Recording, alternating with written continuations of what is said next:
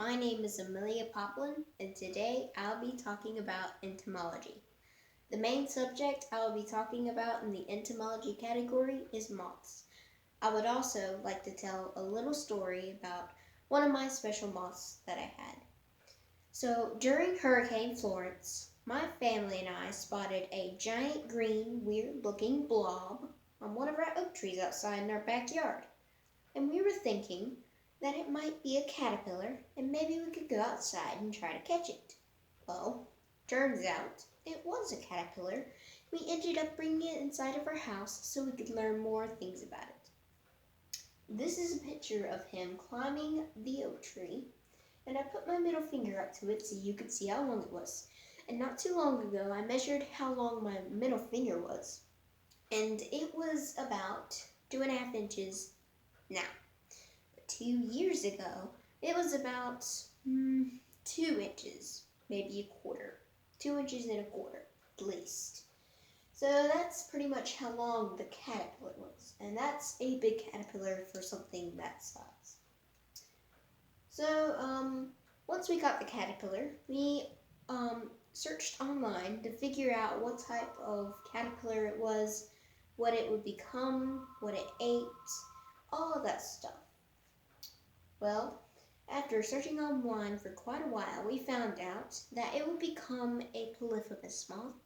So it's pretty much considered a polyphemus caterpillar, and that it really liked oak trees and it liked to eat oak leaves. Well, that helps us out a lot and makes a lot of sense because we found him on an oak tree, and it helps us out a lot because, well, it gives us the supplies in our backyard. We don't have to go to Lowe's or something and buy a plant, so he can just have that. And it's free, and that's nice. So, next I would like to talk about a moth life cycle. So at first, butterflies and moths go through a life cycle and do not live long lives like us. Their life cycle is pretty interesting though, so let's talk about the stages of their life cycle. So at first, butterflies and moths are caterpillars inside of small eggs. Then, depending on the type of caterpillar, it emerges from the egg, eats the egg, and eats the leaves around it that it was laid on. A polyphemus caterpillar has 5 instar stages, the max. And all caterpillars in general have 4 to 5 instar stages max too. So, polyphemus caterpillar is not the only one that has 5 instar stages. A regular caterpillar, but when it's in its final stage, because when it's a really small caterpillar, it's in its first stage, and then it keeps on molting and molting until it's finally in its final stage. And when it's in its final stage, it makes its chrysalis or cocoon. It stays in there for a while until it finally emerges as a butterfly or moth. Next, I would like to talk about interesting facts specifically on polyphemus moths themselves. So from our research, we found out that polyphemus moths are a type of silk moth, okay? And then they are one of the biggest silk moths. So that's pretty interesting to have something like that in your collection. And then, since the caterpillar / moth was so big, we decided to name it Gigantor, which means he was huge, pretty much, as if you want to say it like that. So, butterflies make a chrysalis as their home, but moths make a cocoon instead. So that pretty much means that, once a moth makes its cocoon, it stays in there for a while and goes through a process called overwintering. And moths usually stay in there for several months and go through the process called overwintering, like I said. And that's exactly what our caterpillar did. We found Gigantor when he was in his 5th instar stage. No wonder he was so big. So we only had him about a day or two, mostly 2 days, before he finally finished eating a lot of leaves and finally made his cocoon completely out of silk. We found him around September 16th, 2018. He made his cocoon roughly 2 days later on September 18th, 2018. And then 8.5 months later, which is a long time, he finally emerged as the polyphemus moth he was meant to be on June 4th, 2019. And he was gorgeous. We had come home from something, and I forgot what it was. And we were so surprised. It's like, why today? It's been so long. And he was gorgeous. So, but once they emerge, all moths and butterflies are like this. They have to let their wings dry before they fly and stuff because there's this little liquid in their cocoon or chrysalis that helps them to stay contained and to help them develop into the moth and butterfly they are meant to be. So it's very interesting. If you were wondering how we found out Gigantor was a male, mainly was because his wings are usually a different color than the female. And you can tell a big difference, or a little difference, in the size of his wings. And also, his abdomen is a different size than the female, because the female's is bigger, because she is holding eggs in her abdomen. And then when she lays them, it goes back to the size of a male's. Also, this is a very interesting fact. Once female polyphemus moths emerge from their cocoon, they call for a mate, and the sound can carry for about a mile away, at least. That's pretty much the max, but I don't know if it could be longer or not. This is even cooler.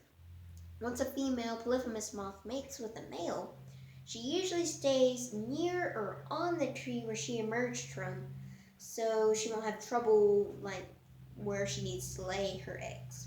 She then lays her eggs, dies, and roughly 10 days later, the new eggs hatch and start the whole cycle over again. If Gigantor were in the wild, he probably would have made his cocoon completely out of silk and leaves, don't you think? Well, that makes sense because it makes it a lot easier on him if he uses leaves, because silk is a very, very thin product to use. And if he has leaves, it helps him to not use as much, and it's very tiring and very exhausting. So speaking of cocoons, this is a picture of him getting ready to make his cocoon, and he's making it barely, and you can see little strands of him, and he's upside down entirely. And then this is when he finally finished, and it took him about a day at least. I don't know if it took him that long. It took him maybe longer. Don't exactly remember, but I know it was at least a day. So that took him a while. Second to last, I would like to talk about two pictures of Gigantor after he emerged as a polyphemus moth. So as you can see on this picture, on his wings, there looks like there are eyes of some sort. Well, those eyes aren't really eyes. It's a very well painted or crafted, whatever you want to call it, design of eyes for a very good defense mechanism to scare away a predator trying to eat a polyphemus moth. And usually most butterflies and moths have a defense mechanism of some sort to scare away, or if like a predator eats it, like the monarch, it's very poisonous and it will die. It will kill the bird that tried to eat it. So that's not very good. There's also eyes on this one too, in a different position. So no matter what position he's in, he will not be disturbed by any predator trying to disturb it. On this picture, his little pointing things here, they're called antennae. And they can be used for many, many useful things, but I will only label 4. These are the main subjects that he uses, or she, to use. This is the main purpose. So it detects pheromones of a potential mate, helps orientate him during flight. They have used as feelers to navigate where he's going, and they can be used as a very good sense of smell. So the detective pheromones means, like I said earlier about the female calling for a mate and the sound can carry her about a mile away. Well, she calls for him and he listens out for the call so they can mate and start the whole cycle over again. Pretty cool, isn't it? Well, lastly, I would like to talk about one of my special moth collections. And why it's so special, because it actually has Gigantor himself in it. And there's circles, and it kind of looks like an owl's eyes. It's so cool. So there's the top right there, and then there's the bottom. And it looks like an owl's eyes to scare away predators, like I said earlier. Also, there's one last thing, and this is a polyphemus moth cocoon. And this is what they stay in when they overwinter. And this is how they develop into the beautiful moth they are meant to be. And there's a little hole in the top. And I will say this is not the exact one that he emerged from. Because as you can see in this picture, it's permanently attached to the big net that we had him in. So we couldn't really, get it off. So it would be much easier for us to use this one. And it's an oval shape, and that's a good way you can tell that it is a polyphemus moth cocoon, or a Luna moth. They are very similar as caterpillars and as their cocoons. I'd like to thank you all for listening to me and my presentation, to me doing my presentation, and I hope you enjoyed me talking about Gigantor and other interesting things about moths and all that I talked about. I hope y'all enjoyed this, and I hope you stay safe and well, and I'd like to thank you all for listening. Bye. Thank you.